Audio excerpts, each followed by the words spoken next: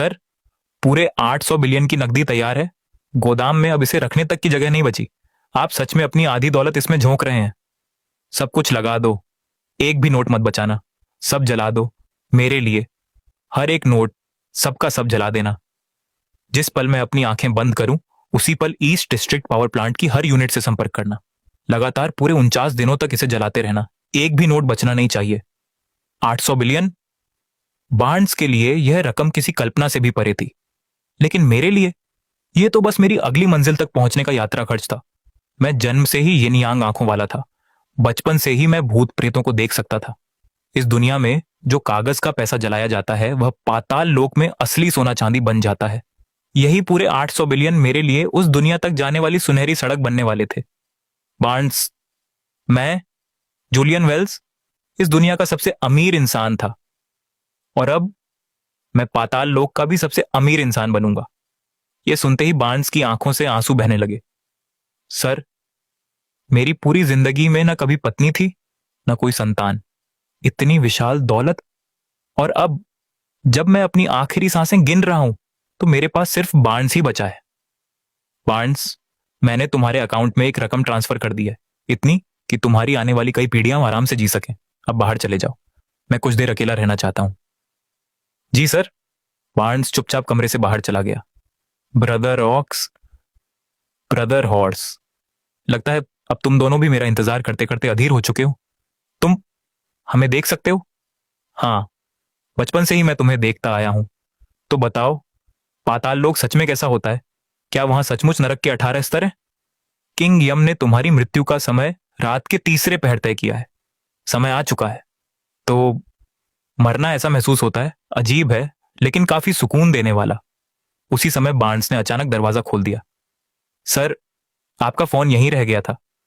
Barnes, यहीं से जिंदा और मरे हुए लोगों के रास्ते अलग हो जाते हैं। इस रास्ते पर अब मुझे अकेले ही आगे बढ़ना होगा। फूल खिलते हैं मगर पत्ते दिखाई नहीं देते। पत्ते उगते हैं मगर फूल कभी दिखाई नहीं देते। मकड़ी की लताओं से घिरी येलो स्प्रिंग्स रोड। मैं, जूलियन वेल्स, सचमुच पाताल लोक में पहुंच चुका था। कृपया मुझे वापस जाने दो। मैं मरना नहीं चाहता। यहां गिड़गिड़ाने से कुछ हासिल नहीं होगा। इस जगह पर भीख मांगना सबसे बड़ी मूर्खता है। अगर मुझे यहीं रुकना है, तो मुझे इन्हें मजबूर करना होगा कि ये खुद मुझसे रुकने की भीख मांगे। एक बार ब्रिज ऑफ नो रिटर्न पार कर ली, तो अगला पड़ाव पुनर्जन्म होगा। फिर से एक बच्चे के रूप में जन्म लेना और पूरी जिंदगी शुरू से जीना। मैं पहले ही इस दुनिया का सबसे अमीर इंसान बन चुका हूं। ऐसा कोई भी अतीत या पहचान नहीं है जिसके लिए मैं फिर से पूरी जिंदगी शुरू करूं। खासकर तब जब मेरे 800 बिलियन अब भी लगातार इस दुनिया में पहुंच रहे हैं, खेप दर खेप, बिना रुके। मैंने फैसला कर लिया है। मैं पाताल लोक में ही रहने वाला हूं। कितनी घनी पुण्य शक्ति है, देख रहे हो? यही होता है पूरी जिंदगी अच्छे कर्म करने का फल। सदियों की कमाई एक ही इंसान के भीतर समाई हुई है। हम दोनों की पूरी नौकरी भर की कमाई हुई पुण्य शक्ति भी इसके एक बाल के बराबर नहीं पहुंचती। और इसके शरीर से निकल रही अगरबत्ती की शक्ति, वह तो और भी ज्यादा है। इतनी जबरदस्त इंसेंस पावर, यह किसी आत्मा को ले जाना नहीं है। यह तो मानो सोने का पूरा पहाड़ साथ लेकर चलना है। पुण्य शक्ति हो या इंसेंस पावर, दोनों ही हर पैमाने से कहीं ऊपर थे। हमें किसी भी तरह इसे अपने साथ जोड़कर रखना होगा। पाताल लोक में मेरिट और इंसेंस पावर ही असली मुद्रा होती है। मुझे कुछ कहने की भी जरूरत नहीं पड़ी। वे दोनों पहले ही मुझसे इतने प्रभावित हो चुके थे कि अब मुझे जाने देना ही नहीं चाहते थे। उसी समय टिंग, सिस्टम की आवाज गूंज उठी। अल्टीमेट अंडरवर्ल्ड सिस्टम सफलतापूर्वक बाइंड हो गया। अब आधिकारिक रूप से सक्रिय किया जा रहा है। इंसेंस वॉल्ट अनलॉक हो चुका है। जीवित दुनिया में जो भी अगरबत्ती या चढ़ावा मेरे नाम पर जलाया जाएगा, उसकी सारी इंसेंस पावर अब अपने आप यहीं जमा होती रहेगी। मुख्य मिशन, अंडरवर्ल्ड का एक रीपर बनो। इंसेंस वॉल्ट, तो अब मेरे 800 बिलियन धीरे धीरे सीधे यहीं जमा होने वाले थे। सिस्टम ने फिर कहा, अल्टीमेट क्वेस्ट, सबसे शक्तिशाली अंडरवर्ल्ड का निर्माण करो। अब यह सचमुच दिलचस्प हो गया था। जिंदा दुनिया में मैं सबसे अमीर इंसान था। लगता है अब पाताल लोक का सबसे अमीर इंसान भी मुझे ही बनना है। सिर्फ कुछ मिलियन। जब मैं जिंदा था, तब सिर्फ मेरी नकद संपत्ति ही 1 ट्रिलियन से ज्यादा थी। इतनी रकम तो मेरे पुराने दिनों के किसी एक खाने के बिल के बचे हुए छुट्टों के बराबर भी नहीं थी। मेरे 800 बिलियन अभी भी रास्ते में होंगे। सर, आपका मामला बिल्कुल अलग है। जज होल्ट आपसे व्यक्तिगत रूप से मिलना चाहते हैं। कुछ ही पल पहले तक इन्हें मैं सिर्फ एक शोर मचाने वाला झंझट लगता था, और अब वे मुझे सर कहकर बुला रहे थे। ब्रदर ऑक्स, ब्रदर हॉर्स, आपको तकलीफ हुई? लीजिए, एक एक सिगरेट पीजिए। Premium cigarettes. तुम तो अभी अभी मरे हुए एक साधारण से भूत हो, तुम्हारे पास प्रीमियम सिगरेट कहां से आ गई? क्या ये यहां इतनी दुर्लभ है? बार्न्स ने मेरे लिए एक साथ कई दर्जन कार्टन जला दिए थे। जिंदा दुनिया में बहुत कम लोग मरे हुए लोगों के लिए सिगरेट जलाते हैं, और यहां पैसे होने पर भी ये आसानी से नहीं मिलती। हाँ, बात तो सही है। ये सचमुच बहुत दुर्लभ चीज है। वाह, यही असली स्वाद है। मैं सिगरेट नहीं पीता। पूरा पैकेट ही रख लीजिए ब्रदर ऑक्स, ब्रदर हॉर्स। तुम सच में बहुत अच्छे इंसान हो। मेरा नाम लियो है, और ये वेड है। अगर पाताल लोक में कभी किसी चीज की जरूरत पड़े तो सीधे हमारे पास आना। किंग से मिलना आसान होता है। असल परेशानी तो नीचे के छोटे छोटे दुष्ट कर्मचारियों से होती है। सिर्फ एक पैकेट सिगरेट देकर मैंने यहां 2 स्थानीय पहचान बना ली। यह सौदा तो बिल्कुल भी बुरा नहीं था।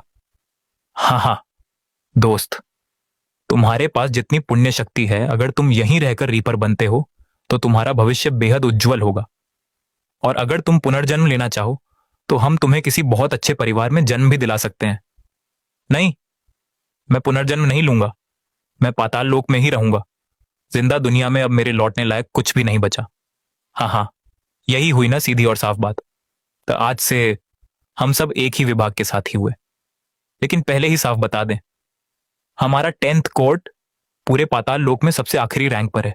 पूरे अंडरवर्ल्ड के 10 कोर्ट्स में हमारा 10th कोर्ट सबसे आखिरी स्थान पर है। और सबसे बड़ी बात, हम पूरी तरह कंगाल हैं। रीपर्स को पिछले 3 महीनों से तनख्वाह तक नहीं मिली है। सबसे आखिरी रैंक, और ऊपर से पूरी तरह दिवालिया। यह सुनकर तो मेरे चेहरे पर मुस्कान आ गई। जितना गरीब यह घर होगा, मेरे जैसा अमीर आदमी उतना ही ज्यादा चमकेगा। बस देखते जाइए, मैं इस आखिरी नंबर वाले 10th कोर्ट को पूरे अंडरवर्ल्ड का सबसे अमीर कोर्ट बनाकर दिखाऊंगा। अभी अभी जीवित दुनिया से ताजी प्रीमियम सिगरेट्स पहुंची हैं। एक सिगरेट 50 गोस्ट कॉइन्स। जो पहले आएगा वही पहले पाएगा।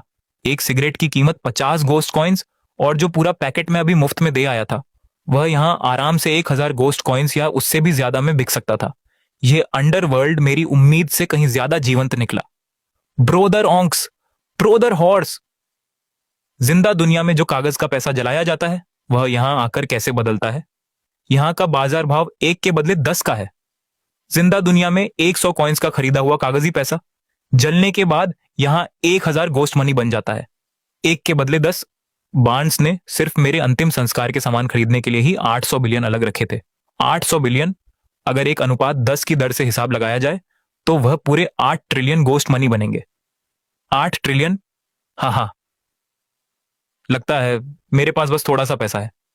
हम पहुंच गए। जज होल्ट अंदर आपका इंतजार कर रहे हैं। क्या जबरदस्त आभा है। यह जज सचमुच अंडरवर्ल्ड के सबसे ताकतवर लोगों में से एक था। दिलचस्प। तुम अभी अभी यहां आए हो, लेकिन तुम्हारी पुण्य शक्ति उन आत्माओं से भी कहीं ज्यादा है जिन्होंने हजारों साल साधना की है। और तुम्हारी इंसेंस पावर लगातार बिना रुके बढ़ती ही जा रही है। क्या तुमने सचमुच अंडरवर्ल्ड में रहने का फैसला कर लिया है? जी, मैंने अपना निर्णय ले लिया है। बहुत अच्छा, लेकिन तुम्हारा आधिकारिक पंजीकरण करने से पहले मुझे तुम्हारा पूरा अतीत देखना होगा। मिरर ऑफ पास्ट लाइव्स किसी भी व्यक्ति के हर पुण्य और हर पाप का पूरा रिकॉर्ड दिखा देता है। ओह नहीं, जब मैं छोटा था तब पड़ोसी के पेड़ से आड़ू चुराए थे। भगवान करे वह बात इसमें दिखाई ना दे। ओह नहीं, वह भी सामने आ गई। यह तो हद से ज्यादा शर्मनाक है। यहां तक कि मरने से पहले बार्न्स को दिया गया मेरा आदेश भी इसमें साफ दिखाई दे रहा था कि वह मेरी सारी दौलत मेरे लिए जला दे। मेरी कुल संपत्ति का आधा हिस्सा, पूरे 800 बिलियन, जिसे पूरी तरह मेरे लिए अंतिम संस्कार के सामान में बदलकर जलाया गया। दशकों तक लगातार दान पुण्य किया, और एक दिन के लिए भी वह सिलसिला नहीं टूटा।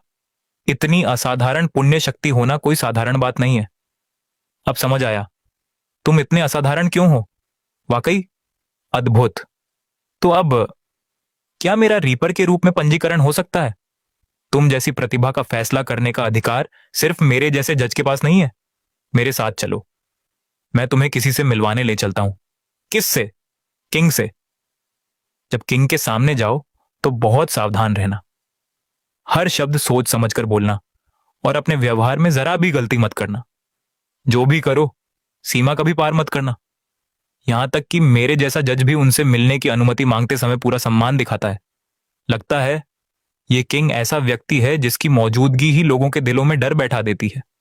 उसके सामने मुझे हर कदम बहुत संभल कर रखना होगा। अरे तुम निकम्मे बूढ़े, यह पूरा झंझट मेरे सिर पर डालकर चले आए हो। खुद पैसे लेकर ऐश करने निकल गया। रुको, अभी तुम्हारे नाम का श्राप वाला घेरा बनाती हूं। एक और ऐसा बच्चा जिसकी देखभाल करने वाला कोई नहीं था। मेरी अपनी कोई संतान नहीं थी। जिंदगी में शायद मेरे पास कोई खास हुनर नहीं था, लेकिन बच्चों को दिलासा देना मुझे अच्छी तरह आता था। अरे छोटे, इतना उदास मत हो। यह मुश्किल वक्त भी गुजर जाएगा। कुछ अच्छी बातें सोचने की कोशिश करो, सब ठीक हो जाएगा। तुम्हारी इतनी हिम्मत! तुम समझते क्या हो अपने आप को? मेरे सिर पर हाथ रखने की जुर्रत कैसे हुई? काफी हिम्मत है तुम में। उसने अभी अभी खुद को किंग कहा था।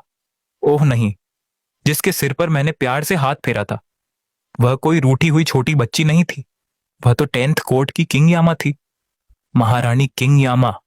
इस आदमी ने आपका अपमान किया है। क्या इसे अभी इसी वक्त नरक के 18 स्तरों में फेंक दिया जाए? महारानी, इसे नरक भेजने से पहले कृपया इस आदमी को जरा ध्यान से देखिए। किंग ने मन ही मन सोचा।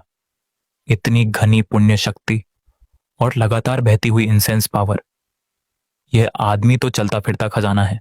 जज होल्ट मेरे लिए सिर्फ एक आत्मा नहीं लाए थे, वह तो मानो मेरे सामने धन के देवता को ही ले आए थे। ब्लैकी, तुम दोनों पीछे क्यों हट गए? यह सब बस एक गलतफहमी थी। हाँ, बस एक छोटी सी गलतफहमी। जितना मैं तुम्हें देख रही हूं उतना ही तुम मुझे पसंद आते जा रहे हो। आओ बैठकर आराम से बात करते हैं। एक पल पहले वह मुझे सीधे नरक में फेंकने वाली थी और अगले ही पल उसके चेहरे पर फूलों जैसी मुस्कान खिल उठी। यह किंग सचमुच बेहद खतरनाक थी। ऐसा लगा कहीं मेरी थोड़ी सी दौलत भी इसके सामने सुरक्षित ना रहे। जज होल्ट ने तुम्हारी सिफारिश की है, इसलिए मैं तुम्हें एक विशेष अवसर देती हूं। जूलियन वेल्स, आज से तुम आधिकारिक रूप से मेरे 10th कोर्ट के रीपर हो। धन्यवाद महारानी। डिंग, ओमल सिएंग आई आपके खाते में सफलतापूर्वक जोड़ दिया गया है। ओएल सिएंग आई एक ऐसी शक्ति जो किसी भी व्यक्ति या वस्तु की सच्चाई को पूरी तरह उजागर कर सकती थी। तो सबसे पहले मैंने इसे इसी किंग पर आजमाया। नाम सुनचिन king's mirror reading incense power, लगभग 1.7 मिलियन। वह पूरे 10th कोर्ट की शक्तिशाली किंग थी, लेकिन उसकी कुल संपत्ति मेरे जिंदा दिनों के किसी एक डिनर में छोड़ी गई टिप से भी कम थी। ये 10th कोर्ट वाकई में पूरी तरह कंगाल था। जूलियन वेल्स, अभी मैं थोड़ी ज्यादा जल्दबाजी कर बैठी। उम्मीद है मैंने तुम्हें ठेस नहीं पहुंचाई होगी, लेकिन मेरा अपमान करना छोटा अपराध भी हो सकता है और बड़ा भी। इसीलिए मैं तुम्हें नरक में 100 साल की यातना की सजा सुनाती हूं। महारानी, ऐसा बिल्कुल मत कीजिए। जूलियन वेल्स जैसा प्रतिभाशाली व्यक्ति बहुत दुर्लभ है। इस समय सीमा पर युद्ध की स्थिति बेहद गंभीर है और हमारे मोर्चे पर लड़ रहे सैनिकों को पूरे 1 महीने से वेतन तक नहीं मिला। एक सख्त बन रहा था तो दूसरा मेरा पक्ष लेकर मुझे बचाने की कोशिश कर रहा था। उन दोनों का यह पूरा नाटक सीधा मेरी जेब पर निशाना साध रहा था। महारानी, आपकी परेशानी अब मेरी भी परेशानी है। संयोग से मेरे पास कुछ बचत मौजूद है। अगर उससे आपका बोझ थोड़ा हल्का हो सके तो मैं खुशी खुशी मदद करने को तैयार हूं। बहुत अच्छा, तो पहले 5, फिलहाल सेना के खर्च के लिए 5 मिलियन दे दो। मैं देने को तैयार हूं, लेकिन क्या 5 मिलियन सच में काफी होंगे? अगर जरूरत हो तो मैं इससे भी ज्यादा दे सकता हूं। जब तुम्हारी नीयत इतनी सच्ची है तो फिर इसे 10 मिलियन कर दो और बदले में मैं तुम्हें भरपूर इनाम दूंगी। मैं यह धन स्वीकार करती हूं। अब बताओ, बदले में तुम्हें क्या चाहिए? यही वह बात थी जिसे सुनने के लिए मैंने खुशी खुशी 10 मिलियन देने का फैसला किया था। महारानी, मुझे किसी और चीज की आवश्यकता नहीं है। मैं सिर्फ आपसे एक कल्टीवेशन टेक्निक मांगना चाहता हूं। एक टेक्निक। संयोग से मेरे पास ऐसी कई टेक्निक्स हैं जिनमें से कोई भी तुम्हें साधना करते करते ग्रेट घोस्ट किंग के स्तर तक पहुंचा सकती है। जूलियन, ग्रेट घोस्ट किंग तक पहुंचाने वाली टेक्निक बेहद दुर्लभ होती है। उसकी कीमत भी आसमान छूती है। बहुत ऊंचा लक्ष्य मत चुनो। समझ गया। जज होल्ट, आपकी चिंता के लिए धन्यवाद, लेकिन मैं ये टेक्निक किसी एहसान में नहीं लेना चाहता। मैं इसकी पूरी कीमत खुद चुकाऊंगा। ठीक है, तो मैं तुम्हें भेज देती हूं। मेरे पास एक सर्वोच्च स्तर की टेक्निक है, 9 स्प्रिंग्स नेदरवर्ल्ड टेक्निक। मैं इसे तुम्हें दे सकती हूं, लेकिन इसकी कीमत बिल्कुल भी कम नहीं होगी। कीमत मेरे लिए कोई मायने नहीं रखती। बस राशि बताइए महारानी। 10 बिलियन मंजूर है? किंग एक पल के लिए पूरी तरह स्तब्ध रह गई। क्या? उसने तो सिर्फ एक उंगली उठाई थी। मेरा मतलब 100 मिलियन था। इस आदमी ने मेरी बताई कीमत से 100 गुना ज्यादा रकम बिना पलक झपकाए मान ली। ठीक है, सौदा पक्का। उसने अपना हाथ मेरे माथे पर रखा और वह टेक्निक सीधे मेरे भीतर स्थानांतरित कर दी। मैंने तुरंत उसे स्वीकार किया और वहीं बैठकर साधना शुरू कर दी। जज होल्ट, क्या आपने पहली बार साधना करते समय भी इतनी भयानक गति देखी थी? बिल्कुल नहीं। इस लड़के में एक किंग बनने की क्षमता दिखाई दे रही है। मेरे भीतर की घोस्ट एनर्जी धीरे धीरे बूंदों में बदलने लगी। फिर वे बूंदें मिलकर एक तालाब बनी। तालाब से एक छोटी झील और फिर एक बहती हुई नदी का रूप लेने लगी। तभी मैं एक बाधा पर आकर रुक गया। एक ही झटके में येलो स्प्रिंग्स का प्रवाह उस रुकावट को चीरता हुआ निकल गया। बस इतना ही था। मेरी जिंदगी का पहला ही ध्यान और मैं सीधे गोस्ट जनरल बन चुका था। यह 9 स्प्रिंग्स नेदरवर्ल्ड टेक्निक सचमुच कमाल की थी। लगता है सोना ने मेरे साथ कोई धोखा नहीं किया। पहली ही साधना और ये गोस्ट सोल्जर रेल्म को पार करके सीधे गोस्ट जनरल बन गया। क्या? ऐसी प्रतिभा वाकई अविश्वसनीय है। मैं सैकड़ों वर्षों से जज हूं, लेकिन आज तक मैंने ऐसा दृश्य कभी नहीं देखा। यह अजीब है। तुम्हारी सारी मेरिट और इंसेंस पावर अपने आप क्यों गायब होती जा रही है? ये 9 स्प्रिंग्स नेटरवर्ल्ड टेक्निक वास्तव में अद्भुत है। ये साधक की पूरी मेरिट और इंसेंस पावर को पूरी तरह छिपा भी सकती है। कमाल, सचमुच कमाल। मेरी मेरिट और इंसेंस पावर छिप जाए, ये तो मेरे लिए सबसे अच्छी बात थी। मेरी दौलत वैसे ही बहुत ज्यादा लोगों का ध्यान खींचती थी। बेहतर यही होगा कि कोई और उस पर नजर ही ना डाल सके। ठीक है जज होल्ट, अब इसे इसकी पहली रीपिंग मिशन पर ले जाइए। इसे अब फर्स्ट रीपिंग डिवीजन में ले जाओ ताकि ये अपनी आधिकारिक ड्यूटी शुरू कर सके। चलिए, ये है फर्स्ट रीपिंग डिवीजन। अंदर चीफ ग्रांट है। अब से आगे तुम्हारी सारी ड्यूटी और असाइनमेंट वही तय करेंगे। धन्यवाद जज होल्ट। पहली ही नजर में समझ आ गया। ये चीफ ज्यादा मिलनसार इंसान नहीं लगता। उसके चेहरे पर साफ लिखा था कि उसे मेरा यहां आना बिल्कुल पसंद नहीं है। अगर किसी नए आदमी को यहां अपनी जगह बनानी है तो सबसे पहला नियम यही है, अपने बॉस को खुश रखो। चीफ ग्रांट, मैं नया भर्ती हुआ रीपर हूं। आशा है आगे आपका मार्गदर्शन मिलता रहेगा। मैं ग्रांट, अपने अधीन काम करने वालों से कभी कोई उपहार स्वीकार नहीं करता। चीफ, इतनी औपचारिकता की जरूरत नहीं है। बाकी टीम से मिलूंगा तो उनके लिए भी मैं कुछ ना कुछ लेकर आया हूं। ठीक है, बस इस एक बार, लेकिन अगली बार नहीं। ये लो, ये तुम्हारा आधिकारिक सामान है। इसी से आत्माओं की रीपिंग करनी होगी। और एक बात, सोल रीपिंग को कभी आसान मत समझना। इस काम में सबसे बड़ा खतरा म्यूटेटेड सोल्स नहीं होते। असल खतरा दूसरे कोर्ट्स के रीपर्स होते हैं। जब भी किसी कोर्ट में लड़ाई छिड़ती है, हर जगह लोगों की कमी पड़ जाती है। और दूसरे कोर्ट्स की आत्माएं छीनने को लेकर झगड़े होना कोई नई बात नहीं है। काफी देर हो चुकी है। चलो, मैं तुम्हें बाकी रीपर्स से मिलवा देता हूं। वाह, आज तो कमाल हो गया। चीफ खुद नए भर्ती को लेकर आए हैं। ऐसा नजारा तो बहुत कम देखने को मिलता है। वेरा, अपनी तानेबाजी बंद करो। ये जूलियन वेल्स है। आज ही यहां आया है और आते ही गोस्ट जनरल के स्तर पर पहुंच चुका है। क्या? Ghost general? एक नया भर्ती और सीधे घोस्ट जनरल? मैंने कुछ नहीं कहा, बस चुपचाप अपने साथ लाए हुए उपहार निकाले और सब में बांटना शुरू कर दिया। इस लड़के को अच्छी तरह पता है कि लोगों का दिल कैसे जीता जाता है। आज से मैं इसे अपना छोटा भाई मानता हूं। अब से कोई भी परेशानी हो, मैं तुम्हारे साथ खड़ा हूं। ठीक है, जूलियन का इलाका तुम्हारे क्षेत्र के सबसे पास है। कल जब ड्यूटी पर जाओ तो इसे भी अपने साथ ले जाना। अब अंधेरा हो चुका है, पहले इसे डॉर्मेट्री ले जाओ और आराम करने दो। मुझ पर छोड़ दीजिए।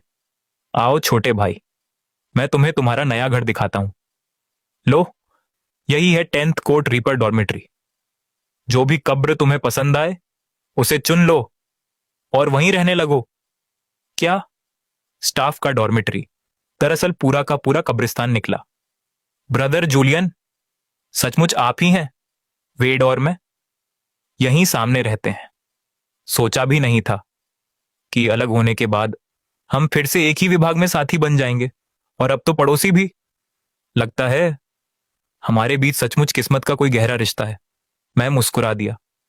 येलो स्प्रिंग्स रोड पर प्रीमियम सिगरेट्स का सिर्फ एक पैकेट देकर जो दोस्ती खरीदी थी, आज वही काम आ रही थी। इस पूरे अंडरवर्ल्ड में ये दोनों उन गिने चुने लोगों में थे जिन पर सच में भरोसा किया जा सकता था। ठीक है, तो मैं यही कब्र चुनता हूं। अब मैं खुद भी एक भूत हूं, तो फिर रहने की जगह को लेकर इतना नखरा कैसा? अरे ओ शरारती, पूरे कब्रिस्तान में तुम्हें मेरी कब्र के बिल्कुल बगल वाली ही मिली थी। आसमान गवाह है। मैंने सच में बस यूं ही आज मैंने तो बस यूं ही इशारा कर दिया था। तुम्हें भूख लगी होगी, है ना? लो, ये कुछ स्पिरिट पिल्स खा लो, पेट भर जाएगा। तो अंडरवर्ल्ड में खाने पीने की चीजें भी थीं, लेकिन उनकी कीमत इतनी ज्यादा थी कि आम लोग उनके बारे में सोच भी नहीं सकते थे। मैं सैकड़ों सालों से यह नौकरी कर रहा हूं और पूरे 10 साल में सिर्फ एक बार अपने लिए थोड़ा अच्छा खाना खरीदने की हिम्मत करता हूं। ये एक छोटी सी स्पिरिट पिल पूरा एक समय का भोजन मानी जाती है, और अब ये भी हमारे लिए एक ऐश की चीज बन चुकी है। लगता है अब मेरे 8 ट्रिलियन गोस्ट मनी को चलन में लाने का समय आ गया है। कोई अच्छा सा बहाना ढूंढकर सबको एक शानदार दावत देनी चाहिए। मैं अपनी कब्र के अंदर जाकर लेट गया। बुरा नहीं है, आराम से पैर फैलाकर सीधा लेटा जा सकता है। तो भूतों को भी आखिरकार नींद की जरूरत पड़ती है। हा हा, तनख्वाह आ गई। 3 महीने का रुका हुआ पूरा वेतन आज एक साथ मिल गया। ये सुनते ही सब लोग अपनी अपनी कब्रों से फटाफट बाहर निकल आए। वाह वाह, तनख्वाह मिलते ही पूरे कब्रिस्तान का माहौल बदल गया। हर कोई खुशी से उछल रहा था, कोई सामान उठा रहा था, कोई इधर भाग रहा था, कोई उधर दौड़ रहा था। आखिर ये लोग आधी रात को कर क्या रहे हैं? संगीत बंद मत होने देना, नाच भी चलता रहना चाहिए। यह सब देखकर तो ऐसा लग रहा था मानो लाल चांद की रोशनी में पूरा कब्रिस्तान किसी बड़े कॉन्सर्ट में बदल गया हो। अगली सुबह मैं थका हारा अपनी कब्र से बाहर निकला। रात भर में बार्न्स ने मेरे नाम पर और 1.3 बिलियन जला दिए थे, लेकिन मेरे पूरे 8 ट्रिलियन गोस्ट मनी के सामने यह रकम तो समुद्र में एक बूंद जैसी भी नहीं थी। चलो छोटे शैतान, समय हो गया है। आज तुम्हें तुम्हारी पहली ड्यूटी पर लेकर चलता हूं। इसे संभाल कर रखना, कहीं खो मत देना। इसे डिस्ट्रेस बीट कहते हैं। अगर ड्यूटी के दौरान कभी किसी दूसरे कोर्ट का रीपर तुम्हारी आत्मा छीनने की कोशिश करे तो इसे तुरंत कुचल देना। जैसे ही ये टूटेगा, आसपास मौजूद 10th कोर्ट के सभी रीपर्स को इसका संकेत मिल जाएगा और वे तुरंत तुम्हारी मदद के लिए पहुंच जाएंगे। चीफ ग्रांट ने भी यही बात कही थी।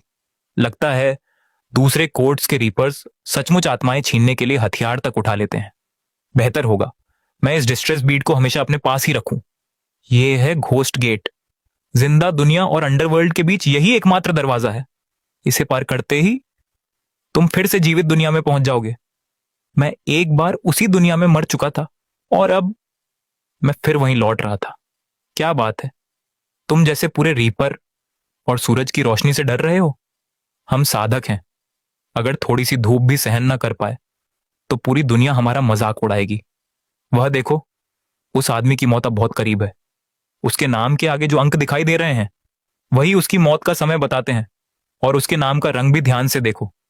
सफेद रंग एक साधारण इंसान का संकेत है। सुनहरा रंग ऐसी आत्मा का जिसने जीवन भर बहुत पुण्य कमाया हो। और लाल रंग ऐसे व्यक्ति का जिसने अनगिनत पाप किए हों। सुनहरे और लाल, इन दोनों तरह की आत्माओं के साथ हमेशा अतिरिक्त सावधानी बरतनी पड़ती है। सुनहरे चिन्ह वाली आत्मा, मृत्यु में अभी 10 घंटे शेष। समझ गया। मेरी पहली ड्यूटी सैम नाम के इसी व्यक्ति से जुड़ी थी। उसकी मौत अब बहुत करीब थी। 1 घंटे से भी कम समय बचा था। Destination locked. यात्रा जारी है, बस इसी रास्ते पर सीधे आगे बढ़ते जाओ। वाह, अब तो book of life and death में नेविगेशन भी मौजूद है। आत्मा लेने का काम मानो किसी डिलीवरी का ऑर्डर पूरा करने जैसा हो गया था। हम दोनों तेजी से आगे बढ़े, लेकिन सामने एक ऊंची दीवार आ गई। आंखें क्यों बंद कर रहे हो? कहीं तुम ये तो नहीं सोच रहे कि मैं तुम्हें चूमने वाली हूं? तभी मुझे याद आया, अब मैं इंसान नहीं, एक भूत हूं। मैं तो आराम से दीवार के आर पार जा सकता हूं। हम सीधे दीवार के भीतर से गुजर गए और मरने वाले व्यक्ति के बिस्तर के पास पहुंच गए। मौत अब बिल्कुल उसके दरवाजे पर दस्तक दे चुकी थी। यह सैम है। आज जितनी भी आत्माएं लेनी है, उनमें इसकी मृत्यु सबसे पहले होने वाली है। तुम्हारे अभ्यास के लिए इससे बेहतर मौका नहीं मिलेगा। मुझे भी अपनी ड्यूटी पर जल्दी पहुंचना है। अब मैं यहीं से अलग होती हूं। काम पूरा हो जाए तो मुझे आकर मिल लेना। चिंता मत करो वेरा, मैं ये संभाल लूंगा। यह पहली बार था जब मैं अपनी आंखों से किसी इंसान को जिंदगी के बिल्कुल आखिरी पल तक पहुंचते देख रहा था। रीपर की यह नौकरी जितनी आसान बाहर से लगती है, असल में उतनी बिल्कुल नहीं थी। बूढ़े जी, आपकी आंखें खुल गईं। इतनी खुश मत होइए। यह सिर्फ अंत से पहले की आखिरी चमक है। अब मेरे पास ज्यादा समय नहीं बचा। पूरी जिंदगी मैं कोई खास काबिल इंसान नहीं बन पाया। जिंदगी भर तुमने मेरे साथ सिर्फ तकलीफें ही झेली हैं। उन मुश्किल दिनों में जब हमारे घर में खाने तक की कमी होती थी, तब भी तुम हमेशा अपना हिस्सा मुझे और बच्चों को खिला देती थी। लेकिन अगर मैंने इस जिंदगी में कोई एक सही फैसला लिया था, तो वह तुमसे शादी करना था। ऐसा मत कहिए। अब कुछ मत बोलिए। बड़े बेटे, दूसरे बेटे, तुम्हारे पिता तुम्हारे लिए कोई बड़ी दौलत नहीं छोड़ पाए। मुझे किसी और चीज की इच्छा नहीं है। बस इतना चाहता हूं कि तुम अपनी मां का हमेशा ख्याल रखना। पिताजी, आप बिल्कुल चिंता मत कीजिए। हम मां की पूरी जिम्मेदारी उठाएंगे। उन्हें कभी किसी चीज की कमी नहीं होने देंगे। अच्छा, बहुत अच्छा। अब लगता है मेरी यह जिंदगी सचमुच सफल रही। कितना भावुक दृश्य था। कुछ ही पलों में अब मेरी बारी आने वाली थी। ये मेरी पहली सोल रीपिंग थी, और आज पहली बार मुझे सच में महसूस हुआ कि रीपर कहलाने का भार कितना बड़ा होता है। टिंग, पहला सोल रीपिंग मिशन सफलतापूर्वक पूरा हुआ। हो गया। मेरे रीपर जीवन का पहला वार आखिरकार पूरा हो चुका था। आदरणीय रीपर, क्या आप मुझ पर थोड़ी दया करेंगे? क्या मैं थोड़ी देर और अपने परिवार के साथ रह सकता हूं?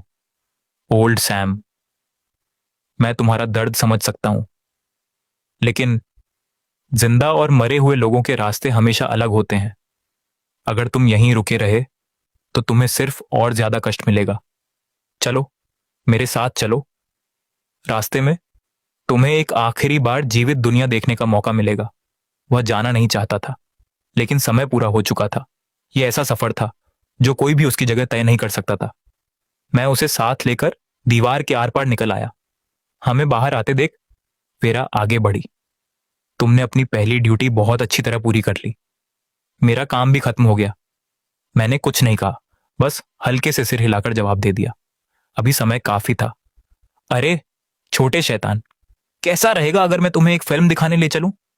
जीवित दुनिया में ड्यूटी के बीच, और तभी, और देखो तो सही, ड्यूटी के बीच ही वेरा आत्मा लेने का काम छोड़कर फिल्म देखने चलने को तैयार हो गई। उसे देखकर तो ऐसा लग रहा था मानो वह किसी आधिकारिक मिशन पर नहीं, बल्कि आराम से घूमने फिरने निकली हो। अगले ही पल वह मुझे सीधे एक मूवी थिएटर में घसीट लाई। जीवित दुनिया की ड्यूटी के बीच सिनेमा देखने आ जाना सचमुच वेरा की हिम्मत की दाद देनी पड़ेगी। तभी स्क्रीन पर अचानक एक डरावना दृश्य उभर आया। पूरे थिएटर में जो सबसे जोर से चीखी, वह मेरे बिल्कुल बगल में बैठी वेरा थी। और सबसे मजेदार बात, वह खुद एक असली भूत थी। स्क्रीन पर दिखाई देने वाला भूत तो सिर्फ एक नकली चित्र था, लेकिन असली भूत तो मेरे बगल में बैठा था। एक नकली भूत ने एक असली भूत को डराकर रुला दिया। अगर मैं 100 साल भी जीता तो भी शायद इससे ज्यादा अजीब नजारा कभी नहीं देख पाता। वेरा, मुझे लगता है हमें अब चलना चाहिए। बिल्कुल नहीं, आधी फिल्म तो देख ही चुके हैं। अब पूरी खत्म करके ही जाएंगे। मैं देखना चाहती हूं कि आखिर यह भूत अंत तक कितना डरावना बनता है। यहां कितना ठंडा लग रहा है। क्या तुम्हें भी यह जगह अजीब नहीं लग रही? कहीं यहां कोई अशुभ चीज तो नहीं है? अशुभ चीज तुम्हारे बिल्कुल बाईं ओर दो रीपर्स बैठे हैं और तुम्हारे पीछे कई भटकती हुई आत्माएं खड़ी हैं। पूरे थिएटर में तुम दोनों के आसपास वाला हिस्सा ही सबसे ज्यादा भीड़भाड़ वाला था। फिल्म खत्म होने के बाद हम दोनों सड़क पर चल रहे थे, तभी वीरा अचानक बोली, ओह नहीं, मेरी दोपहर वाली ड्यूटी का समय तुम्हारी उस सुनहरे निशान वाली पुण्यवान आत्मा के केस से टकरा रहा है। इस बार मैं तुम्हारे साथ नहीं आ पाऊंगी। डॉक्टर विंड का मामला तुम्हें अकेले ही संभालना होगा। चिंता मत करो वीरा, मैं संभाल लूंगा, लेकिन सावधान रहना। सुनहरे निशान वाली आत्माएं जिनके पास अपार पुण्य होता है, उन्हें देखकर दूसरे कोर्ट्स के रीपर्स भी खुद पर काबू नहीं रख पाते। हर पल सतर्क रहना। चारों तरफ सुनहरी रोशनी लहरा रही थी। पूरी हवेली की दीवारें भी उस दिव्य प्रकाश को रोक नहीं पा रही थीं। इस डॉक्टर वैन ने सचमुच असाधारण पुण्य कमाया था। ओल्ड डॉक्टर वैन वास्तव में एक महान और धर्मात्मा व्यक्ति हैं। यहां तक कि किंग भी उनकी आत्मा लेने से हिचकिचाती है। जब मेरा बच्चा बीमार पड़ा था, तब हमारे पास दवा खरीदने तक के पैसे नहीं थे। डॉक्टर वैन ने बिना एक भी सिक्का लिए उसका इलाज किया। उन्होंने मेरे बच्चे को मौत के मुंह से वापस खींच लिया। वे ऐसे डॉक्टर हैं जो गरीबों का मुफ्त में इलाज करते हैं। जब मैं जीवित था, मैंने भी अपनी दौलत का बड़ा हिस्सा दान कर दिया था। जरूरतमंदों के लिए धर्मशालाएं और सहायता गृह बनवाए थे। ऐसे इंसान के लिए मेरे मन में दिल से सम्मान था। तभी अचानक मुझे अपने शरीर में कुछ अजीब महसूस हुआ। कुछ गड़बड़ थी। लगता है मेरे अलावा कोई और रीपर भी इस हवेली पर नजर रखे हुए था।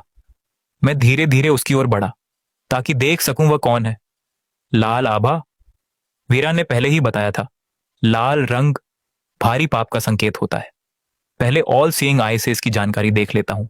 नाम Grimshaw rank, mid tier ghost general technique, netherworld scripture, soul devouring scripture. Merit सिर्फ 130। 10 साल तक रीपर की नौकरी करने के बाद भी उसके पास बस इतनी ही पुण्य शक्ति बची थी। यही अंजाम होता है बुरे कर्मों में डूबे रहने का। सोल डवोरिंग स्क्रिप्चर, सिर्फ इसका नाम ही उसकी दुष्टता का एहसास कराने के लिए काफी था। वह काफी देर से यहीं छिपकर डॉक्टर वैन की सुनहरी आभा पर नजर गड़ाए बैठा था। उसे किसी और चीज से मतलब नहीं था। उसकी नजर सिर्फ डॉक्टर विन की अपार पुण्य शक्ति पर थी। साथी रीपर, तुमसे मिलकर अच्छा लगा। काफी देर से उस मोटे शिकार पर नजर टिकाए हुए हो, है ना? अच्छा है, कम से कम तुम इतने समझदार तो निकले कि बात पकड़ ली। मैं बहुत समय से डॉक्टर वैन की मेरिट पर नजर रखे हुए हूं, तो तुम्हारी भी उसी पर नजर है? तुम्हारी टेक्निक देखकर तो नहीं लगता कि तुम सिर्फ खड़े होकर तमाशा देखने वालों में से हो। तुम्हारी नजर सचमुच तेज है। मेरी सोल डिवावरिंग स्क्रिप्चर आत्माओं को निगलकर उनकी मेरिट छीनने के लिए ही बनी है। चाहे 9 कोर्ट के रीपर्स हों जो मेरे रास्ते में आए, या फिर जीवित दुनिया की पुण्यवान आत्माएं, सबका अंजाम एक ही होता है। अगर गिनूं तो कम से कम 80 आत्माओं को मैं निगल चुका हूं।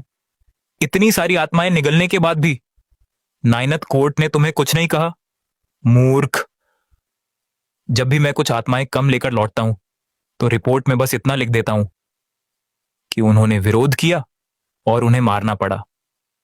आखिर कौन इसकी जांच करने आता है? मैं हमेशा दूसरे कोर्ट्स की आत्माओं को ही निशाना बनाता हूं। ऐसे काम बहुत साफ सुथरे रहते हैं। विरोध किया, इसलिए समाप्त करना पड़ा। 80 से भी ज्यादा आत्माओं का खून, और हर एक हत्या बस एक झूठी रिपोर्ट लिखकर दबा दी गई। यह दुष्ट रीपर अपने सिर पर अनगिनत पापों का बोझ उठाए घूम रहा था। मुझे उससे जितनी जानकारी चाहिए थी, अब मिल चुकी थी। लगता है तुम भी इस खेल के नियम अच्छी तरह समझते हो। तो सीधे मुद्दे पर आते हैं। मैं उस आत्मा को निगल लूंगा और उसकी मेरिट का 20% हिस्सा तुम्हें दे दूंगा। कैसा रहेगा? मुझे यह साझेदारी मंजूर नहीं। डॉक्टर विन की आत्मा मेरे अधिकार क्षेत्र में आती है। उसे कोई हाथ नहीं लगाएगा। तुम उसे छू भी नहीं सकते। क्या तुम हिस्सा बांटने नहीं आए थे? आखिर तुम किस कोर्ट से हो? मैं हूं Julian Wells, first reaping division, 10th court. Doctor Win की आत्मा मेरे अधिकार क्षेत्र में है। उसे निगलने का तुम्हें कोई अधिकार नहीं। तुम घटिया 10th कोर्ट वालों, तुमने इतनी देर तक मुझसे बातें सिर्फ इसलिए करवाई ताकि मेरे खिलाफ सबूत इकट्ठा कर सको। फिर जाकर मेरी शिकायत करोगे, है ना? तुम जैसे नीच आदमी, तुम पहले ही इतने पाप कर चुके हो कि उनमें से एक एक पाप तुम्हें सीधे नरक के 18 स्तरों में भेजने के लिए काफी है। मैं तुम्हारी शिकायत करूं या ना करूं, अब तुम बचने वाले नहीं हो। तो फिर मुझे निर्दयी मत कहना। डॉक्टर वैन की आत्मा मैं हर हाल में निगल कर रहूंगा, और तुम जो खुद चलकर मेरे सामने आ गए हो, मेरे लिए एक अतिरिक्त भोजन से ज्यादा कुछ नहीं हो। तुम्हें भी उसी के साथ निगल जाऊंगा। इतना कहते ही वह बिजली की रफ्तार से मेरी ओर झपटा। उसका इरादा मुझे उसी जगह निगल जाने का था। उसकी साधना मुझसे कहीं अधिक शक्तिशाली थी, और यह वार उसकी पूरी ताकत के साथ मेरी ओर आ रहा था। उसने अपनी पूरी ताकत झोंक दी थी, लेकिन मैं भी चुपचाप उसका वार सहने वालों में से नहीं था। मैंने उसी क्षण पलटवार किया और बिना जरा भी रहम किए उसे जोरदार प्रहार से दूर उछाल दिया। क्या? उसके चेहरे पर अविश्वास साफ दिखाई दे रहा था। मैंने बिना एक पल गंवाए सीधे उसका गला पकड़ लिया। मेरे हाथ में सोल डवोरिंग स्क्रिप्चर कैसे आ गई? मैं तो महान बनने ही वाला था। यह कैसे हो सकता है? अगले ही पल उसकी आत्मा पूरी तरह बिखर गई। वह एक दुष्ट आत्मा था जो 80 से भी ज्यादा आत्माओं को निगल चुका था। ऐसे पापी के लिए अपनी आत्मा का एक कण भी पीछे छोड़ने का कोई अधिकार नहीं था, और वह एक मिड टियर घोस्ट जनरल भी था। फिर भी मैंने उसे सिर्फ एक ही वार में खत्म कर दिया। क्या मैं सचमुच इतना शक्तिशाली हूं, या फिर ग्रिमशॉ ही इतना कमजोर था? सोल डवोरिंग स्क्रिप्चर एक ऐसी दुष्ट टेक्निक जिसका मकसद आत्माओं को निगलना और उनकी मेरिट छीन लेना था। यकीन नहीं होता कि किसी ने ऐसी भयावह चीज को आधिकारिक टेक्निक का रूप दे दिया। अगर नाइन्थ कोर्ट ऐसी टेक्निक्स तैयार करता है तो आगे से मुझे उनके खिलाफ और भी ज्यादा सतर्क रहना होगा। डॉक्टर वैन की मृत्यु का समय अब बिल्कुल सामने था। ओल्ड वैन, अब आराम कर लीजिए। अपनी हालत देखिए। मैं डॉक्टर हूं। अपने शरीर को मैं किसी और से बेहतर जानता हूं। जब तक सांस चल रही है मुझे रोकना मत। मुझे यह नई दवा का फॉर्मूला पूरा करके अपने छात्रों के लिए छोड़ना है। अगर यह दवा पूरी तरह सफल हो गई तो यह किसी चमत्कार से कम नहीं होगी, और तब जो लोग इलाज का खर्च नहीं उठा सकते उन्हें भी जीने का एक मौका मिल जाएगा। हो गया। सब कुछ पूरी तरह व्यवस्थित कर दिया। मेरी प्रिय पत्नी, इस पूरी जिंदगी मैं अपने मरीजों के प्रति ईमानदार रहा, अपने जमीर के प्रति भी ईमानदार रहा, सिवाय लेकिन वह अपनी आखिरी बात पूरी ही नहीं कर पाए। जिस इंसान ने पूरी जिंदगी दूसरों की जान बचाने में लगा दी, वही इस दुनिया से अपने दिल में एक अधूरा पछतावा लेकर विदा हो रहा था। युवक, तुम मुझे आगे ले जाने आए हो, है ना? तुम्हारा धन्यवाद। उनकी अधूरी बात असल में उनकी पत्नी के लिए थी। उन्होंने पूरी जिंदगी हर किसी की परवाह की, लेकिन जिस इंसान के साथ उन्हें सबसे ज्यादा समय बिताना चाहिए था, उसी पत्नी के हिस्से सबसे कम समय आया। ओल्ड डॉक्टर वैन, आप अपनी आखिरी बात अधूरी छोड़कर नहीं जाएंगे। इस बार मैं एक अपवाद करूंगा। मैं आपको थोड़ा और समय देता हूं। ओल्ड विन, क्या सचमुच आप ही हैं? हाँ, मैं ही हूं। पूरी जिंदगी मैं दूसरों के लिए जीता रहा, और तुम्हें मैं उतना समय कभी नहीं दे पाया जितना देना चाहिए था। अगर अगला जन्म मिला तो मैं कहीं और नहीं जाऊंगा, बस हमेशा तुम्हारे साथ ही रहूंगा। मैं चुपचाप उन दोनों को देखता रहा। इस एक अपवाद का फैसला वाकई सही था। ओल्ड डॉक्टर वैन, आपकी पुण्य शक्ति बहुत गहरी है। अब आपके सामने दो रास्ते हैं। पहला, अंडरवर्ल्ड में रहकर एक रीपर बनना, और दूसरा, ब्रिज पार करके पुनर्जन्म लेना। फैसला पूरी तरह आपका है। आदरणीय रीपर, आपका बहुत बहुत धन्यवाद। क्या मैं आपका नाम जान सकता हूं? मेरा नाम जूलियन वेल्स है। दिलचस्प बात यह है कि मैं भी अभी अभी नियुक्त हुआ एक नया रीपर हूं। रीपर, मैं भी अभी अभी रीपर बना हूं। मेरी मौत आपसे सिर्फ एक दिन पहले हुई थी। जूलियन वेल्स, क्या आप वही जूलियन वेल्स हैं जो जीवित दुनिया के सबसे अमीर इंसान थे? अगर तुम उस इंसान की बात कर रहे हो जिसके पास थोड़ा बहुत पैसा था, तो हाँ, वह मैं ही हूं। सचमुच आप ही हैं। मेरी मेडिकल रिसर्च लैब हर साल घाटे में चलती थी। वह सिर्फ लगातार मिलने वाले दान की वजह से ही चल पाती थी। बहुत खोजबीन करने के बाद मुझे पता चला कि वह सारा धन आपके नाम से चलने वाले एक फाउंडेशन से आता था। आपने कभी भी अपने किसी अच्छे काम पर अपना नाम नहीं लिखा, लेकिन मेरे लिए आप डॉक्टर वैन के सबसे बड़े उपकारकर्ता हैं। मैंने कभी सोचा भी नहीं था कि मेरे दान से इतना महान डॉक्टर तैयार होगा। इस जीवन में जो पुण्य मैंने कमाया वह सचमुच सार्थक था। ओल्ड मास्टर वेल्स, अब जबकि मैं आपसे मिल चुका हूं तो मैं पुनर्जन्म नहीं लूंगा। मैं अंडरवर्ल्ड में ही रीपर बनकर आपके साथ काम करना चाहता हूं। ठीक है, लेकिन आज से मुझे ओल्ड मास्टर वेल्स मत कहना। अंडरवर्ल्ड में तो मुझे अभी भी जवान ही माना जाता है। तो फिर मैं आपको ब्रदर जूलियन कहकर बुलाऊंगा। मैंने मुस्कुराकर सिर हिला दिया। अब डॉक्टर विन का आधिकारिक पंजीकरण करवाना था, उन्हें जज से मिलवाना भी था, और साथ ही किंग का जो कर्ज मुझ पर था उसे भी थोड़ा कम करना था। पिछली बार मैंने उन्हें 10 मिलियन दिए थे और वह खुशी से झूम उठी थी। इस बार मैं सीधे 2 बिलियन चुकाने वाला था। जज होल्ट, ये हैं डॉक्टर वैन। इन्हें मैंने नए रीपर के रूप में भर्ती किया है। कृपया इनके लिए कोई उपयुक्त नियुक्ति तय कर दीजिए। इनके जैसी मेरिट वाकई बहुत दुर्लभ होती है। डॉक्टर वेन मोर्चे पर लड़ने वाले नहीं हैं। इन्हें मेरिट रिवॉर्ड्स ब्यूरो में नियुक्त कर दो। Merit rewards bureau first reaping division से ज्यादा दूर भी नहीं है। इससे आगे चलकर मेरे लिए डॉक्टर वैन का ख्याल रखना आसान रहेगा। धन्यवाद जज होल्ट। धन्यवाद ब्रदर जूलियन। पहली ही ड्यूटी पर गए और लौटते समय इतना बेहतरीन रीपर साथ ले आए। तुम सचमुच कमाल के हो। आप मेरी जरूरत से ज्यादा तारीफ कर रहे हैं जज होल्ट। वैसे मैं एक बार फिर महारानी से भी मिलना चाहता हूं। अरे, कल ही तो तुम उनसे मिले थे। अब क्या बात है? मेरे पास अब थोड़ा और पैसा आ गया है। मैं उनका कुछ और कर्ज चुकाना चाहता हूं। ठीक है, चलो मैं तुम्हें उनके पास ले चलता हूं। हम पहुंचे तो देखा शक्तिशाली किंग फिर से सीढ़ियों पर बैठी किसी गहरी सोच में डूबी हुई थी। लगता था वह फिर पैसों की चिंता कर रही थी। क्या ये लड़का फिर से मुझे पैसे देने आया है? मैं हल्का सा मुस्कुराया। महारानी, आपने बिल्कुल सही अंदाजा लगाया। मैं अपना कुछ और कर्ज चुकाने आया हूं। इस बार शुरुआत 2 बिलियन गोस्ट मनी से करता हूं। यह सुनते ही किंग पूरी तरह स्तब्ध रह गई।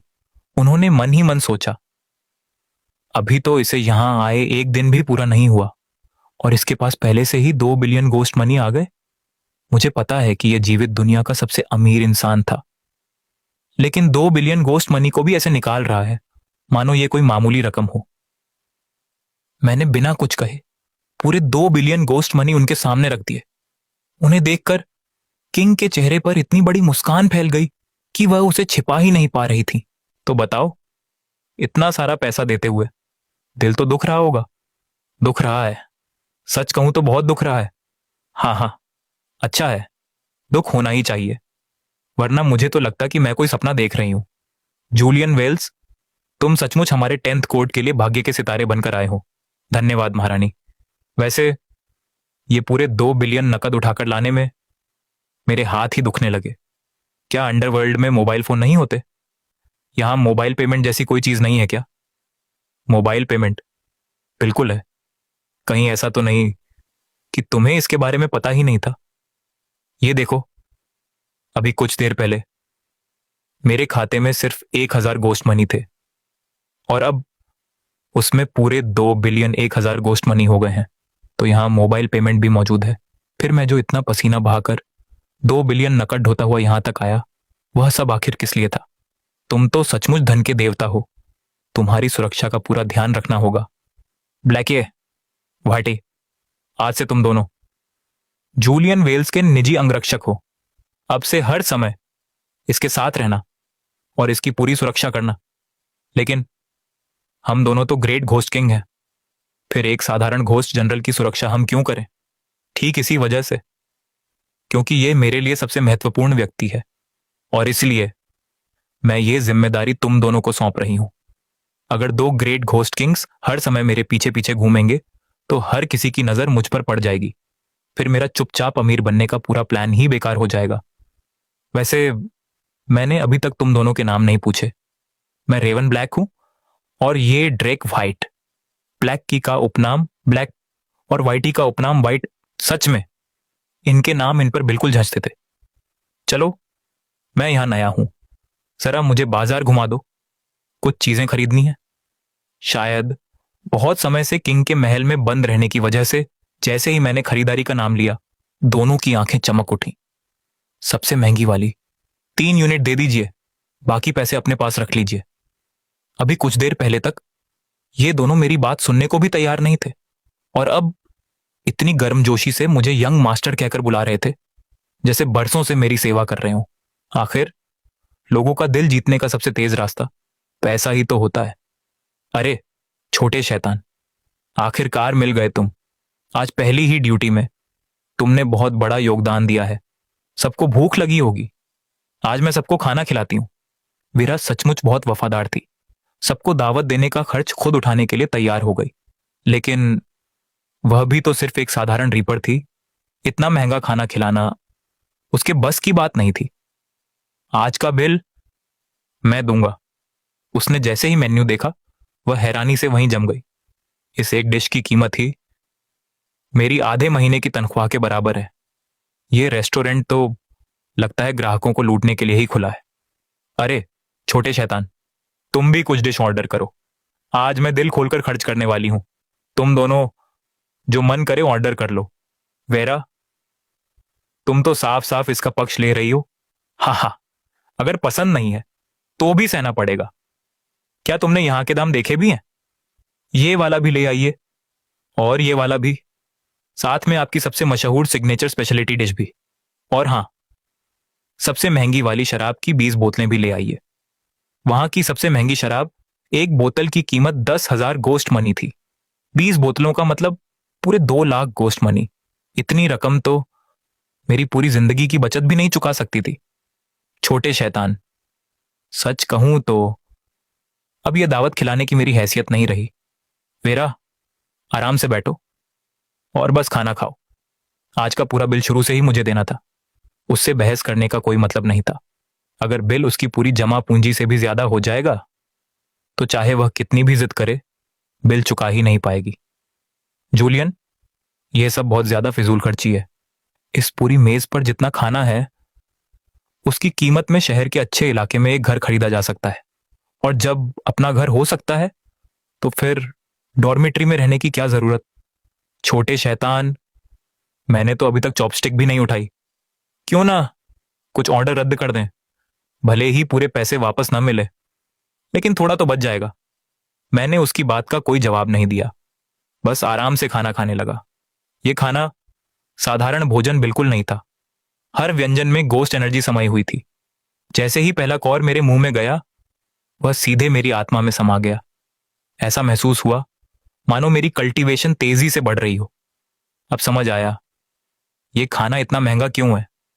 अचानक मेरी कल्टीवेशन में फिर से ब्रेक थ्रू हो गया। सेज व्यू रेस्टोरेंट का खाना सचमुच असाधारण था।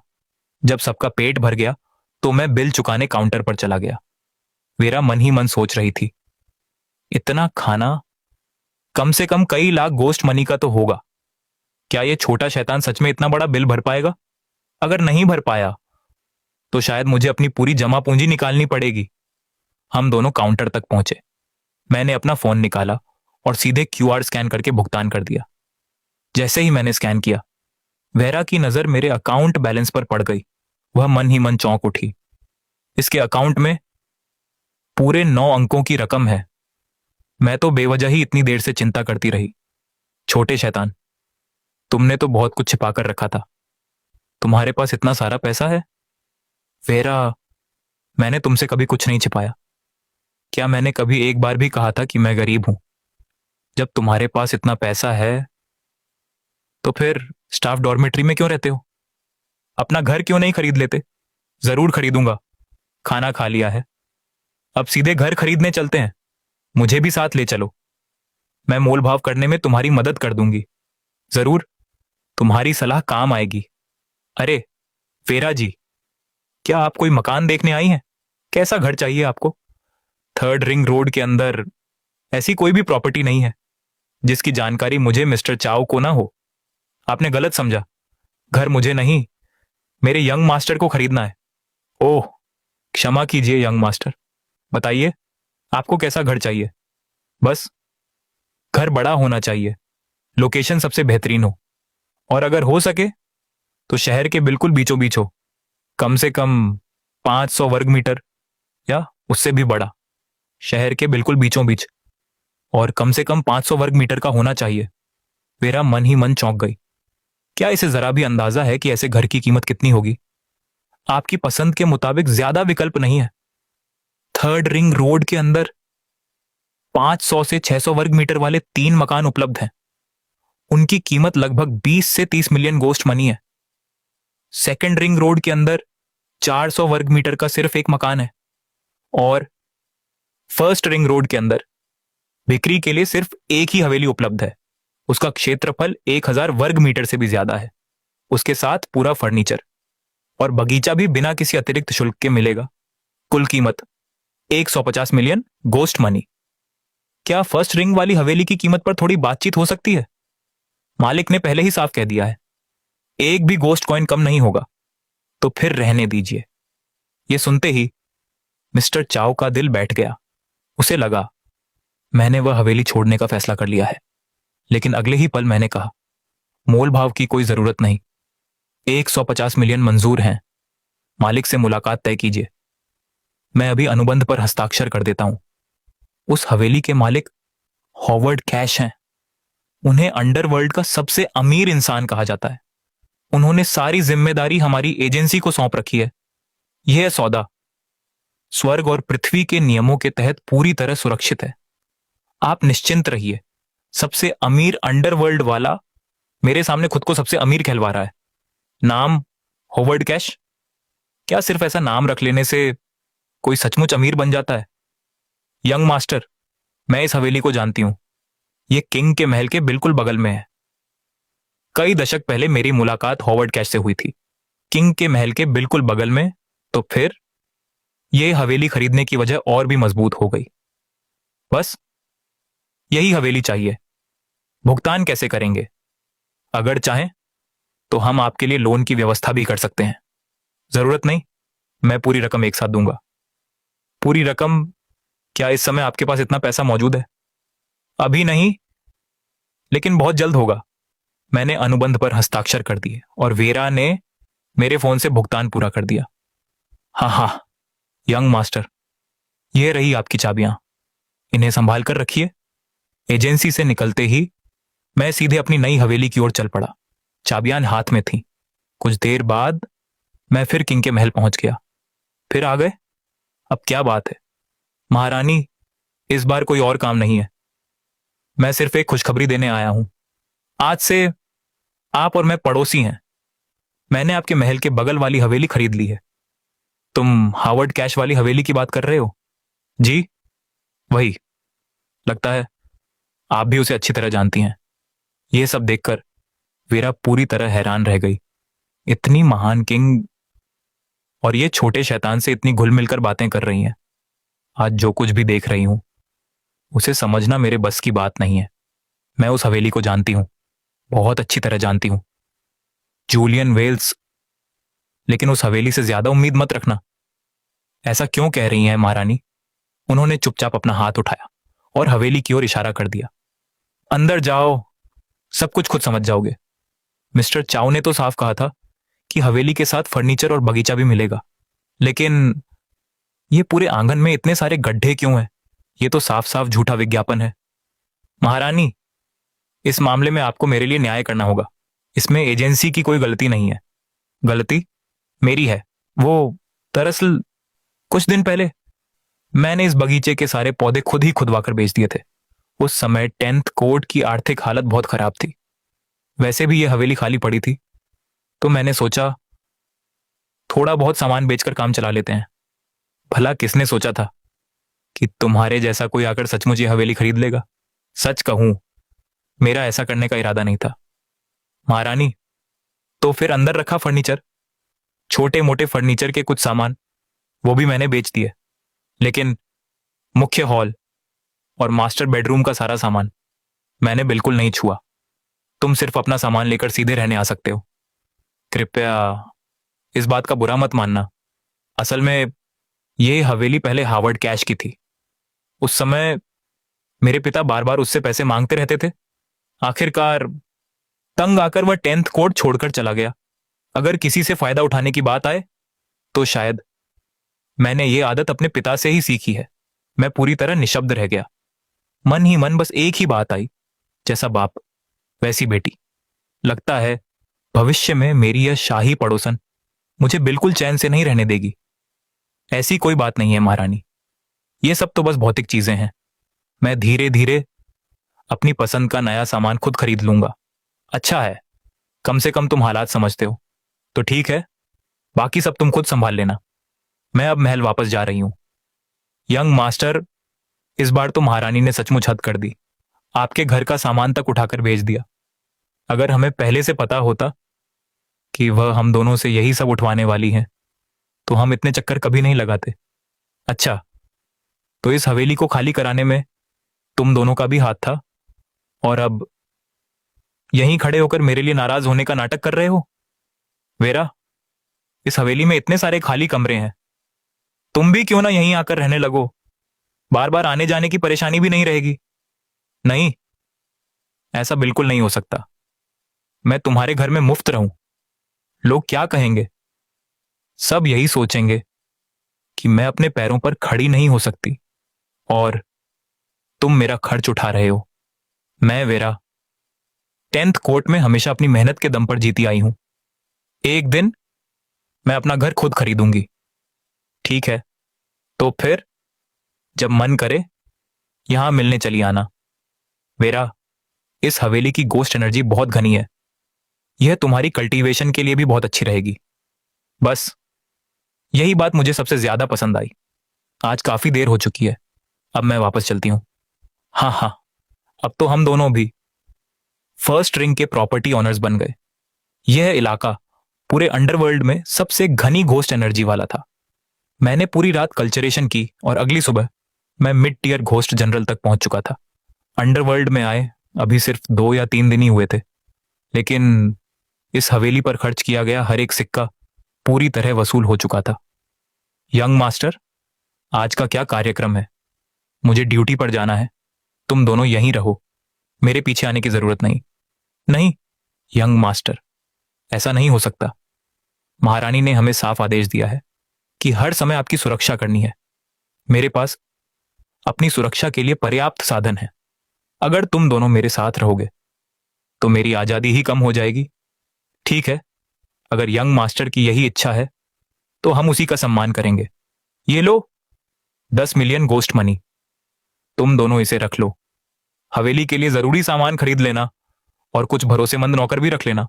तनख्वाह कितनी रखनी है ये फैसला तुम दोनों खुद कर लेना।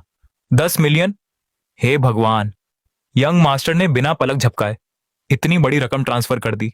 यंग मास्टर सचमुच दिल खोलकर खर्च करते हैं। यंग मास्टर ने कहा है कि उन्हें हमारी जरूरत नहीं, लेकिन अगर उनके साथ सच में कुछ हो गया तो महारानी हम दोनों को कभी माफ नहीं करेंगी। हम दोनों में से किसी एक को चुपचाप उनके पीछे जाना ही होगा। चलो हमेशा की तरह फैसला करते हैं। Rock paper scissors. मैं जीत गया तो हवेली का सामान खरीदने वाला मजेदार काम अब तुम्हारा हुआ ब्लैक है। अरे बस जीवित दुनिया तक ही तो जाना है, इसमें इतनी बड़ी बात क्या है? आज की सूची में कुल 7 आत्माएं थीं। उनमें से 6 व्हाइट नेम्स यानी साधारण लोग थे और सिर्फ एक रेड नेम था। उसी की मृत्यु सबसे आखिर में होने वाली थी। शाम के लगभग 4 बजे के बाद मैं अपने गंतव्य पर पहुंचा। रुको, यह तो एक किंडरगार्टन है। मैं ठीक उसी समय पहुंचा जब स्कूल की छुट्टी हुई थी। बाहर बच्चों को लेने आए माता पिता की भारी भीड़ लगी हुई थी। इतने सारे लोगों के बीच आज जिस आत्मा को मुझे लेने आना था वह कहीं इसी भीड़ में छिपा हुआ था। मृत्यु की छाया उसके पूरे शरीर से चिपकी हुई थी और उसके चारों ओर हल्की सी लाल आभा फैल रही थी। आज जिसका हिसाब चुकना था वह यही आदमी था, लेकिन उसका हुलिया कुछ अजीब था।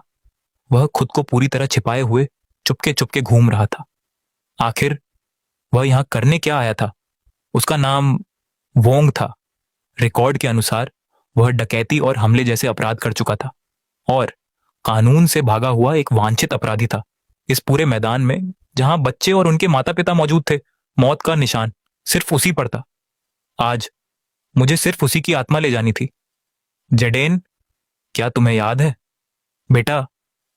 आज तुम्हारे पापा बहुत व्यस्त हैं। उन्होंने मुझे भेजा है ताकि मैं तुम्हें घर ले जाऊं। अरे, आप वही अंकल हैं जो पहले भी आए थे। शाबाश, चलो अंकल के साथ चलते हैं। एक वांछित अपराधी मासूम बच्चों के सामने जबरदस्ती मुस्कुरा रहा था। वह निश्चित रूप से कोई अच्छा इरादा लेकर नहीं आया था। तभी एक आदमी तेजी से दौड़ता हुआ आया और उसने बच्चे को अपने पीछे कर लिया। जेडन, वहीं रुक जाओ। तुम आखिर हो कौन? मिस्टर लॉ, आप मुझे गलत समझ रहे हैं। आपकी सेक्रेटरी वेन, उन्हें अचानक कोई जरूरी काम आ गया, इसीलिए उन्होंने मुझे बच्चे को लेने भेजा है।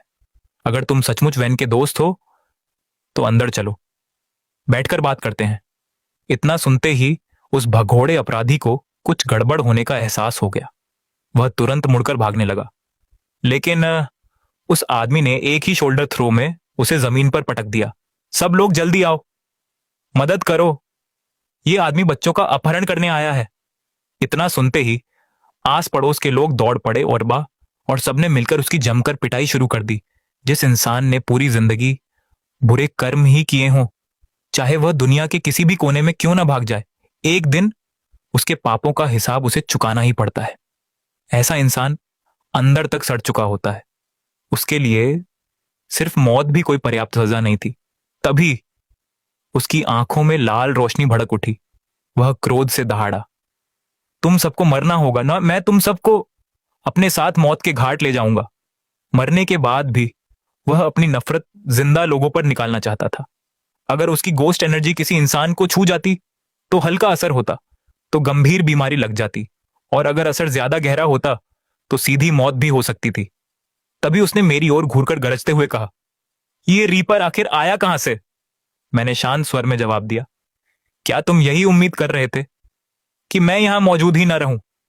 तुम्हारे पाप अब हद से ज्यादा बढ़ चुके हैं। जिंदा लोगों की जान लेकर तुम अपने अपराधों की कीमत नहीं चुका सकते। आदरणीय रीपर, मुझ पर दया कीजिए। मुझे अपनी गलती का एहसास हो चुका है। अंडरवर्ल्ड पहुंचने के बाद नरक के 18 स्तर तुम्हारा सही न्याय करेंगे। यहां जो मार तुम्हें पड़ रही है वह तो बस उन सभी लोगों की ओर से पहली किश्त है जिनकी जिंदगी तुमने बर्बाद की है। तभी किसी ने उसे पहचान लिया। अरे, यह तो वोंग है, वही ए लेवल फुगिटिव जो हत्या के मामले में फरार चल रहा था। सभी लोग सुन लीजिए, यह आदमी एक फरार हत्यारा है। आज आप सबने मिलकर इसे पकड़कर सचमुच एक बहुत बड़ा पुण्य का काम किया है। दुष्ट इंसान आखिरकार वही काटता है जो वह बोता है, और अच्छे लोगों को आज किसी तरह का नुकसान नहीं हुआ। यह मामला बिना किसी परेशानी के समाप्त हो गया। लेकिन तभी एक बेहद घनी लाल आभा अचानक मेरी ओर बढ़ने लगी। इतनी गहरी लाल रोशनी सिर्फ उसी पर दिखाई देती है जिसके पाप असाधारण रूप से भारी हों। उस भयानक शक्ति का निशाना सीधे मैं था। मैं 10th कोर्ट का रीपर जूलियन वेल्स हूं, और अंडरवर्ल्ड के आदेश पर इस आत्मा को लेने आया हूं। तुम किस कोर्ट से हो? लड़के, वोंग की आत्मा यहीं छोड़ दो। मैं मान लूंगा कि मैंने तुम्हें यहां देखा ही नहीं, और तुम्हें बिना कुछ किए जाने दूंगा।